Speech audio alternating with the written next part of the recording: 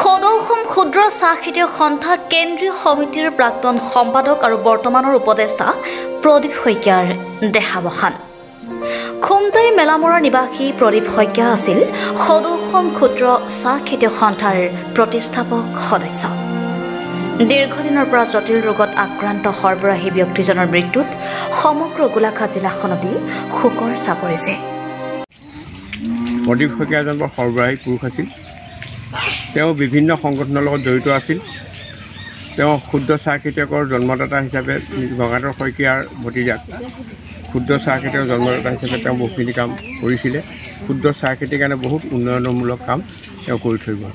আৰু তেওঁ নামঘৰ সমাজ পৰিষদতো আছিল আৰু কেওঁট জাতীয় পৰিষদৰ তেওঁ এজন প্ৰতিষ্ঠাপক সদস্য আছিল আৰু বহু সংগঠনৰ লগত তেওঁ জড়িত আছিল।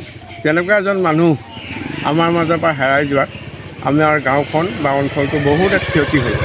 গতিকে তেখেতৰ বিদেহী আত্মাই যাতে চিৰশান্তি পাওক তাৰ কাৰণে সমূহ ৰাইজে আমি প্ৰাৰ্থনা জনাইছোঁ। ব্যক্তিগৰাকী তেওঁ আচলতে সেইটো যোগ্য, কাৰণ তেওঁ যিখিনি সমাজৰ কাৰণে যিখিনি কাম কৰি গ'ল অপূৰণীয় কাম কৰি গ'ল।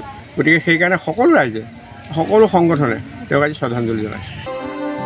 আজি পুৱা তেখেতৰ বাসগৃহত অনুষ্ঠিত ৰাজহুৱা শ্ৰদ্ধাঞ্জলি অনুষ্ঠানত বিধায়ক মৃণাল শইকীয়া বহুদল সংগঠনে তেখেতৰ নশ্বৰ দেহত শেষ শ্ৰদ্ধা জ্ঞাপন কৰে। সমাজৰ প্ৰতিটো অনুষ্ঠানতে ওতঃপ্ৰোতভাৱে জড়িত আছিল প্ৰদীপ শইকীয়া।